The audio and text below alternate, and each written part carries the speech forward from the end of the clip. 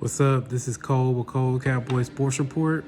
I just want to touch on some basics of how the off season been going.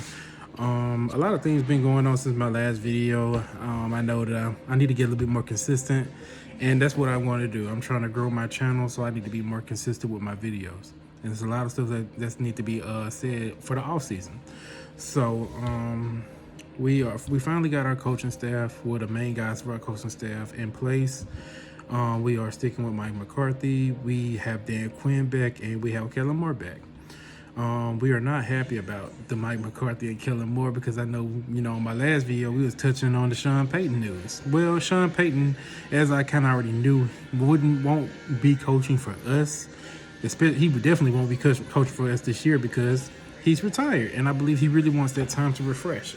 Most coaches, whenever they want their refreshness, Bruce Arians had that type of thing where he, was retired for a while and he came back to coaching. I believe Sean Payton the same type of would do the same thing.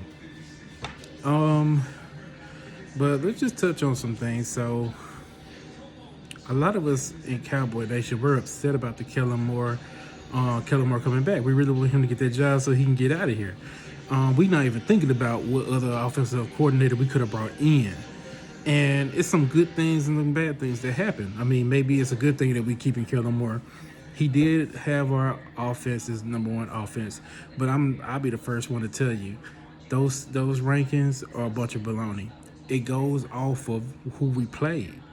We played cupcake teams. I'm just gonna be real. We played cupcake teams in the NFC East, and when you calculate that, because our offense ever since after the Vikings game been downhill. The running game has been non-existent. The plays it's just been predictable, and we just been having problems. A lot of shuffling on the offensive line. Zeke and the Pollard situation is bad. It's so much I can say about this, but let me go ahead and break it down. So, one thing I was upset about is Kellen Moore doesn't like to run the ball, and he does not know how to use his weapons. He had Michael Gallup, Cedric Wilson, CeeDee Lamb, Mari Cooper, and a Tony Pollard and a Zeke, and a Dalton Schultz and a Blake Jarwin. So he had a lot of good weapons because every one of those weapons performed. They had great numbers. Dalton Schultz had with the highest receiving numbers out of the whole team. He had I think CeeDee Lamb got more, but he has more receptions, and it's cool for that to have him as a security blanket. But when you got Amari Cooper out here making $22 million, you got to use him, man. You got to use him. There's no excuse. You got to make special plays just for Amari Cooper. We got to take the roof off these defenses. And if we do keep Coop, we really need to use him. It doesn't make sense for us to pay him that much money and we not using him. And he wants to be used. So, with Kellen Moore coming back, things have to change.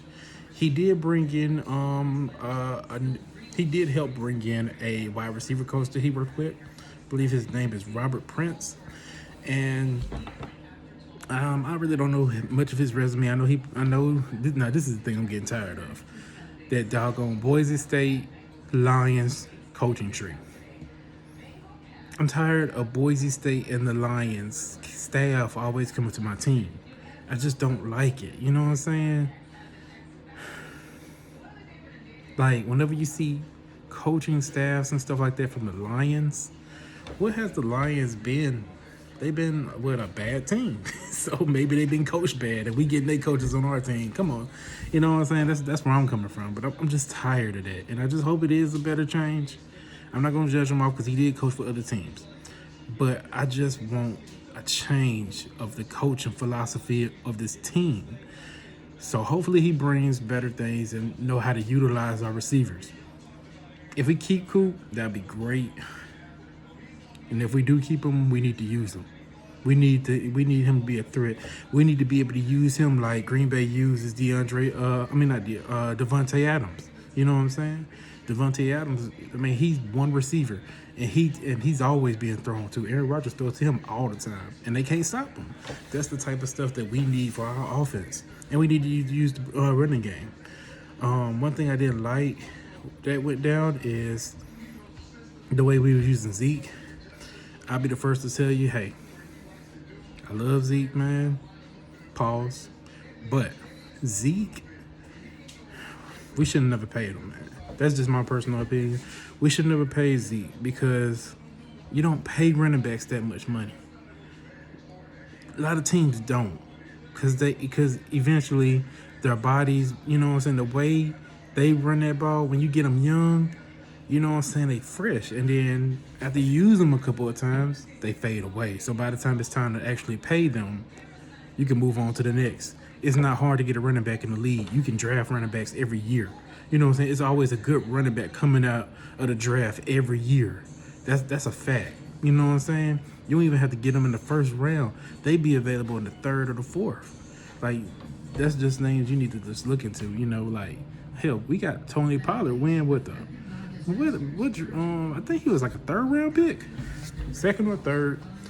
But, and shoot, Tony Pollard, he was a gem. Matter of fact, I think he was a later round than that. I gotta look. I'm not really completely sure, but Tony Pollard definitely wasn't a big name. You know what I'm saying? Like Zeke was, and we barely use him. You know what I'm saying? And then when we do use him, he's explosive. So hopefully, in the new season, we do better with this running game and just having better, less predictable plays. Defensively, I feel like we're gonna be okay. I know a lot of conversations been going on between who we gonna get rid of to make cap space. You know, we possibly could lose Coop and DeMarcus Lawrence. I don't want us to lose Coop. Coop need to stay. We need to figure out a way to keep Coop. But if we was to cut somebody, I would say we can cut Dlaw. And I like Dlaw. But if you think about it, we are paying DeMarcus Lawrence $27 million. He got paid, and his productivity has been meh. You know what I'm saying? When he on the phone, on the field, he cool. You know what I'm saying? He okay. He had some pretty good plays. He made some good plays when he came back. But you got to think, he was out almost the whole season because of that foot injury. You know what I'm saying? Then he had this shoulder injury that was bothering him after he had got paid and he got surgery on. So his productivity has not been good since he got paid. When we was on that winning streak, we didn't even have him on the field. Us as Cowboy Nation, we got to realize, and I'm saying the same thing about Coop. It can be used the same way. We got to realize that, hey, sometimes you got to let a player go and bring in somebody else that could be just as good. We got rid of Sean Lee retired. We didn't think it was at a time that we couldn't even. We was worried about our defense because Sean Lee was out of the game. Now we got Michael Parsons, and he's a younger player, and he's better than Sean Lee. You know what I'm saying? So we, as Cowboy Nation, need to be cool with change. Sometimes change is good. You know what I'm saying? We're not used to a lot of change because we've been stuck with Jason Garrett for 10 years. But neither here nor there. I feel like our defense is going to be the strong point of our team. To be honest, I think our offense will be declined.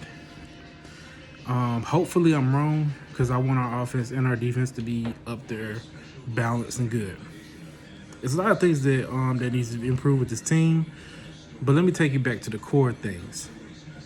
The biggest thing that needs to be improved with the Cowboys is the culture, and it starts with the number one guy, Jerry Jones.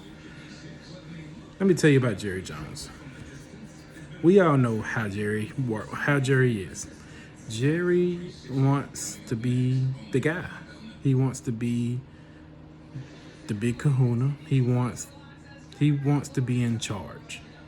He does not want nobody touching his things. He wants to be there. And that's our problem. Let me tell you a little story about the Cincinnati Bengals. The Cincinnati Bengals, we all know the Cincinnati Bengals been trash. They've been like dumpster, scum, the bottom scum that be on the bottom of a trash can. That's the Cincinnati Bengals. That's how they've been. They've been bad, and especially they've been like last in the division most of the time before the Browns even got better. It used to be a point that the Browns and the Bengals had to battle it out to see who was the worst of the division. That's how bad they were back then. But the Bengals, they had a lot of problems, and they had good players. Because I remember back in 2009, they had Chad Johnson, they had Carson Palmer, they had what was his name? His last name was Henry, man. You know he had passed away.